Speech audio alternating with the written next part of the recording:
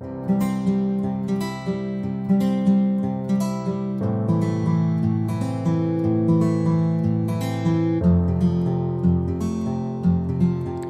everyone, welcome to today's session. We are going to see question and answers from Dental Materials ODS. So moving on to question number 1. Copal varnish is, they've given 4 options: calcium hydroxide, zinc oxide glycerin, zinc oxide resin and calcium hydrate. The answer is zinc oxide resin.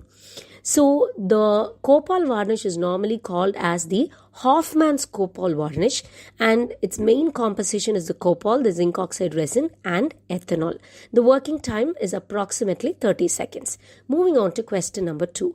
Which cements aid in the formation of a reparative dentin? They've given us 4 options: GIC, silver amalgam, calcium hydroxide and zinc oxide eugenol. The answer is calcium hydroxide. So the calcium hydroxide, as we all know, is the well-recognized material which is beneficial pulp capping agent, and it was introduced by Herman in the year 1930. Moving on to question number 3. So the cement least soluble in the oral cavity is, they've given us 4 options and the answer is composite resin. As we all know, composite resin is the least soluble in the oral cavity compared to all the other cements which they've given: zinc phosphate, glass ionomer cement and polycarboxylate. So moving on to question number 4. Which bond is seen in glass ionomer cement? They've given us 4 options: hydrogen, covalent, ionic and metallic bond. So the answer to this question is ionic bond. So the carboxyl group of the acid will interact with the calcium in the hydroxyapatite in order to form the ionic bond. So moving on to question number 5.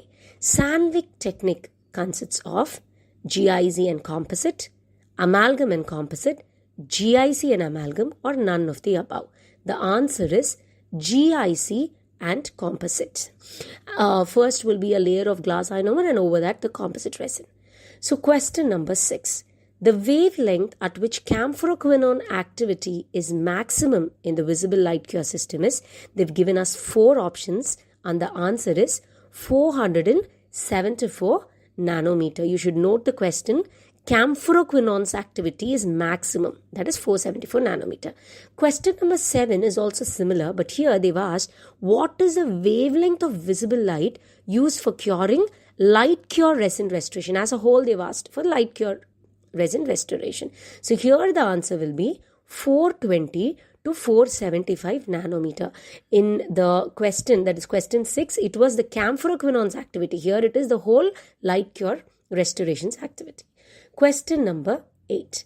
In non-zinc containing dental amalgam alloy, the percentage of zinc present is, they've given us 4 options: less than 0.02%, less than 0.1%, less than 0.01% and less than 0.2%.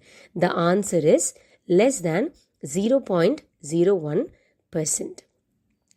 Moving on to question number 9. Moisture contamination of silver amalgam restoration can lead to, they've given us 4 options: marginal breakage, shrinkage, delayed expansion and increased stress. The answer to this question is delayed expansion. See, normally the zinc acts as a plasticizer, but the main disadvantage of using zinc is delayed expansion on moisture contamination. So because of which the zinc-free alloys are preferred nowadays. So moving on to question number 10. Micro leakage is more in, they've given us 4 options and the answer is composite restoration.